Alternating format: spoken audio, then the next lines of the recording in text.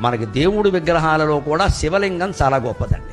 నేనేదో పక్షపాతంతో అనడం లేదు, శాస్త్రీయమైన లాజిక్, తర్కం. శివలింగం గొప్పది. ఇతర దేవతా విగ్రహాలన్నిటికంటే శివలింగం గొప్పది. ఎందుకంటే శివలింగానికి కళ్ళు, ముక్కు, చెవులు, కాళ్ళు లేవండి. గమనించండి. కృష్ణుడికి ఉన్నాయి, రాముడికి ఉన్నాయి, వెంకటేశ్వర స్వామికి ఉన్నాయి, అమ్మవారికి కూడా ఉన్నాయి. శ్రీమాత, శ్రీ మహారాజ్ఞ. అబ్బో, ఆవిడ మామూలుగా కూర్చోదు, కాలేసుకుని కూర్చోవలసింది. అవన్నీ ఉన్నాయి. శివలింగాన్ని మీరు గమనించండి, అంతే ఇలాగే బోడిగా అలా ఉండిపోతుంది. ఎందుకని? అన్ని మీద నీళ్లు వచ్చినా జారిపోతాయి, పాలు పోసినా జారిపోతాయి, క్షీరాభిషేకం, తేనె పోసినా జారిపోతుంది, మధువుతో అభిషేకం, పళ్ళరసాలు పోసినా జారిపోతాయి, అన్నీ జారిపోతాయి. అంటే శివుడు ఏం చెబుతున్నాడు? నీ ఆత్మస్వరూపం ఇవన్నీ వచ్చాయి జారిపోతాయి, వచ్చాయి జారిపోతాయి, వదిలేయి వదిలేయి వదిలేయి.